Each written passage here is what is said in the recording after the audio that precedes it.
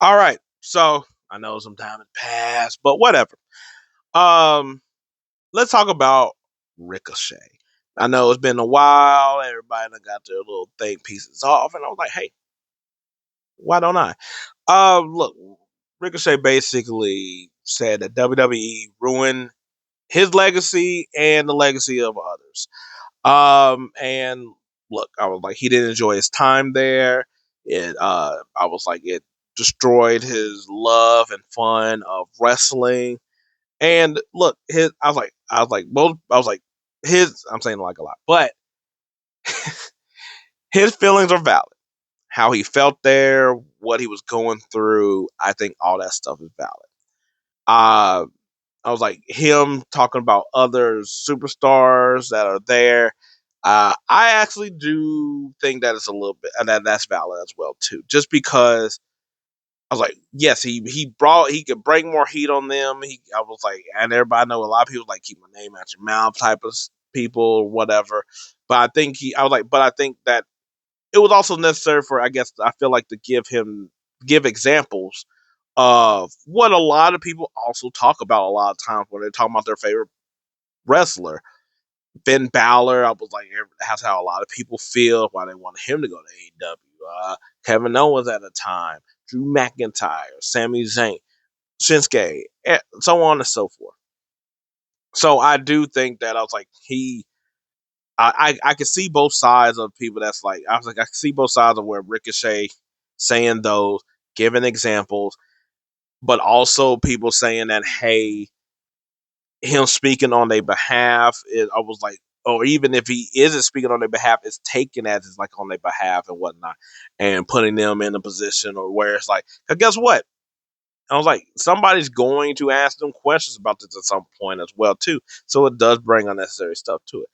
But I also think that while Ricochet can have his feeling, and people are saying that that you can't like you can't talk about this and all this other stuff about how he feel and whatever.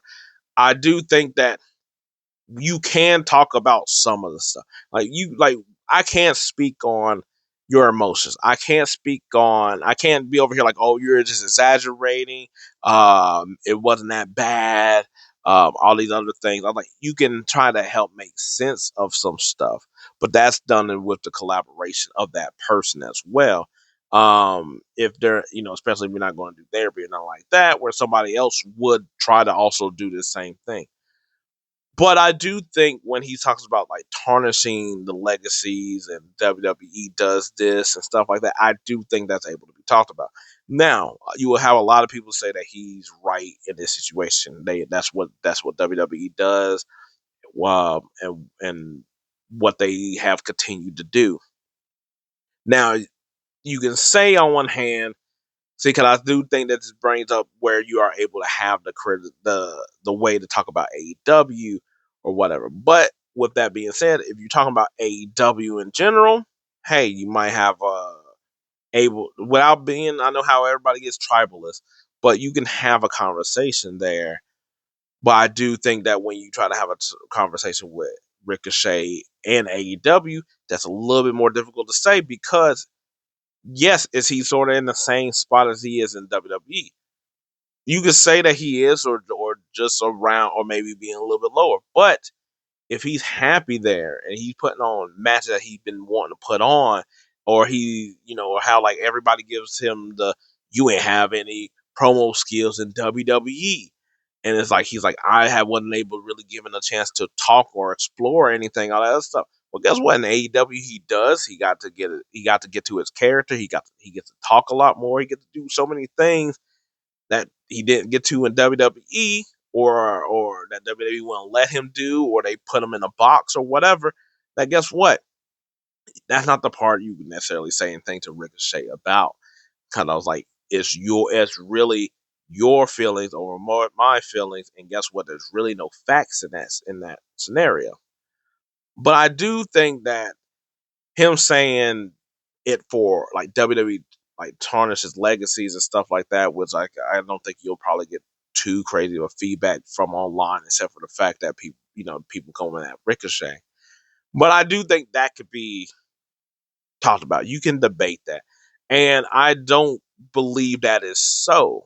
And I was like I said, if you want to talk about, like, if he said WWE crushes half, like, like having the people and all this other stuff, creativity, I was like, cool. I think I was like I said, that where you can do more because that has more to do with your actual feelings and stuff. But Tarnish and Legacies, where it's like used to be like this indie guy, used to be from here doing this and stuff like that, that you get to WWE and you're not. I was like, and it's Tarnish your legacy. The only reason I say that is because wrestling is a sport, but not in the same way all the other sports are. Whereas in the NBA, the NFL, or whatever, you going to a bad team, and that tarnished your legacy that you can't really get back. WWE can can make you smaller. WWE can I was like squash what I would like squish whatever you sort of feel or whatever. But your legacy is still your legacy. When you're gonna go to New Japan, when you're going to go to AEW, when you're gonna go to any other places, you're still you. Like, unless this is like something where you're like old, like way older, you're still you. Like, guess what? What Ricochet was doing when he was in when he was Prince Puma and stuff like that. Guess what? He doing in AEW now. He's doing all of what he was doing in NXT when there was the hope of him. He's doing that in AEW now because you're still that guy. You're still doing the stuff you can do. So it's like it doesn't tarnish your legacy. We can still see your wrestling matches, and we don't really have to wonder what if you have a chance to leave and go somewhere else, which he does. And guess what? We get to see, like, oh, that's him doing all his moves like he used to do. Look at him, just like, look, he's back at it. He's doing this, he's doing that. Whereas in other sports, going like for instance, Randy Moss, when he went from the Viking to the Raiders before he went to the Patriots, I was like, look, I was like, his money, I was like, the trade value for him wasn't there anymore. It was easy to get him. I was like, the people didn't know how much he had in the tank anymore. And guess what? Then he was able to go somewhere and, hey, balled out and brought it right back. And that's like, oh, that's Randy Moss. But guess what? For a time, it was down. I was like, where everything is at like low. Because the thing is, with the other sports, it's like not only is what you can be like, you might just be passed around a lot more. I was like, your money is like your money potential actually dips. And I'm not saying that you coming at the height of things that your money doesn't dip in wrestling, but but you got your name. Your name is still you. So you still have a level of a market, and you can raise, obviously you can raise that market. But I was like, in other sports, it's just so much harder to do. Take Odell Beckham for instance. Odell Beckham at the height with the Giants goes to the Browns. That really kind of destroyed his career for like a few years. And then he went to the Rams. I was like, well, they would pick it back up. Now he tore his knee up, and I was like, he's done pretty much. And and so like in other sports, you go somewhere else. That can tarnish. That's where I think like this is not the same thing of saying WWE tarnish I was like, your legacy. Like, I'm trying to think of like guess what? Finn Balor, who everybody thinks is like one of them guys. Shinsuke Nakamura, who they think one of them guys. Let him go to another promotion. Guess what? They're going to be hyped. They're like, oh my god, Finn Balor's here. Oh my gosh. Like, they're still gonna be hyped because they're like, yo, a top, even though he's not a top guy in WWE, it doesn't matter. Why? Because his legacy still is holding him up. That doesn't happen in other sports like that. You go to other places, that legacy works for a minute and then it just sort of like goes away. You gotta keep balling out in other sports. Whereas in WWE, guess what? I was like, yeah, you might take a back seat. You're not there anymore. But like, unless you're somebody like I'm trying to think of Akira Tozawa. Now, look, I was like, I didn't know nothing about Akira Tozawa before pretty much seeing him with when he got joined the main roster. But from stuff I heard, like listen to other people podcasts and stuff like that, when they talk about it, they was like, "Yo, this dude was crazy." I was like, Wade. Well, I was like, when he was doing over there, and he was paying all this other stuff, and I was like, "Oh, okay." To me, like that's something where it's like, oh, okay, they don't let him do anything else. But I was like, there's not too many of those people on that bottom level that you could think of, and I was like, because everybody's personal opinion about WWE tarnishing legacies is really because everybody holds everybody to think that everybody can win the championship, and that is not possible in the way that they want everybody to basically be the top dog. And we see it all the time where it's like, oh, this person gets buried, this person's not getting pushed, this person, why aren't they pushing this person, and all the other stuff. It's like, because somebody has to lose, and they have to lose two credible people a lot of times.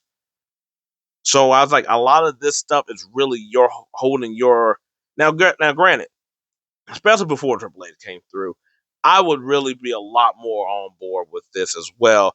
That I'm like, you had to go through so many years of, like, for instance, Finn Balor winning the first championship and then really nothing. Nothing. I was like, but even though he had some good Intercontinental Championship reigns in there and whatnot, but still people think that he needs to be up here. So guess what? If he's not up here, legacy getting tarnished. People thinking that Sami Zayn should have, I was like, had a World Heavyweight Championship by now, tarnished. Kevin Owens never hadn't won the title again. His legacy's getting tarnished. And also too about, I was like, cause this is the thing with the titles as well too, where it's like in AEW, cause I was like, he got a championship that nobody really cared about. Just cause they got so many belts and stuff. That is like, hey, the titles don't necessarily make the man. The title don't make the man in this situation where everybody was talking about in WWE. He won these couple titles. It's like, yeah, but he doesn't need that. And it's like, I do think there's different things. I think AEW versus WWE. And I was like, WWE, in order for people to feel like you have a legacy, you have to win you have to win championships. I was like, do you have to be necessarily the main event champion? I was like, world or universal. No, but you need to win championships. Whereas AEW had a different crowd and they're building different stuff that you don't need the titles to have a legacy there.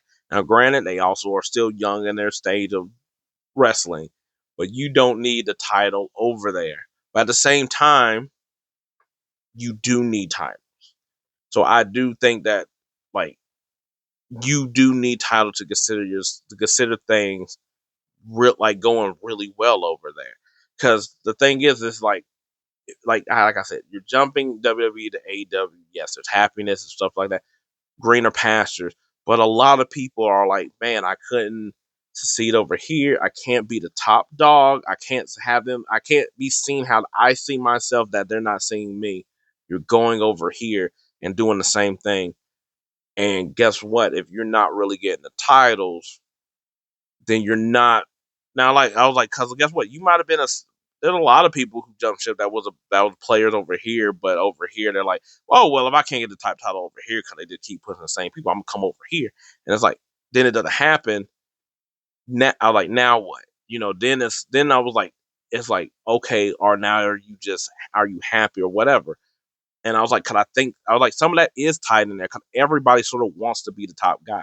Like right now, I can say, look, Ricochet he could be happy right now, but who's to say that in another year or two that if he's doing the same thing, that guess what, he might not be as happy anymore. Now, like friends like Moxley, he's happy that he's able to be in AEW, do his own thing. He could do whatever he wants to. But he also gets the titles. He's also a main guy there. So it's sort of one of them things that's like, I do understand what you're saying. And I was like, and hey, if that's your top thing, awesome or whatever. But you also got put in a position to be the guy as well. And if other people are like in the same way, like, oh, I get to come here, I get to be creative, all this other stuff, and they don't get it, then how much is I was like, then how long until that happiness sort of declines to where I'm like, so you was also here for the titles as well too, because that's the way you get to be seen as that guy, even if it's for a small amount of time. So I was like, cause it's like, just like I was talking about, like just like the other, like other sports, you want the championship. That's what you do this all for. It ain't always just the love of the game. There's other stuff to be put into it as well. But I was like, but I think that's really what I was like. You're happy. It's better than what you were doing in WWE. You're enjoying everything. Good. I was like, good for you. Good for him. Like, hey, everybody wants a job they can be happy at. I was like, but I think people also want the accolade to show that their hard work has been put into stuff. And he wasn't also, and I was like, in WWE, you also want, like, maybe you don't get the creative freedom, but if you are also being pushed and getting chances and titles, it makes up for some of it. And when you don't get that and you're not getting this and you're not getting that, then guess what? You're going to be unhappy and he moves somewhere else where, hey, he's getting some combination of this. You might not check all the boxes, but you check enough boxes to where you're able to make a good living and you at least like what you're doing. So anyway, that's just my 2% on the Ricochet thing. Anyway, what do y'all think? I was like, we just going to clown him? Or he actually got some good talking points. And it also got some things that you can sort of talk about with debate. That's what we'll say. We'll say debate because I was like, we don't even gotta have arguments all the time. Too much of that for some BS. Anyway, let me know what you think. Peace out.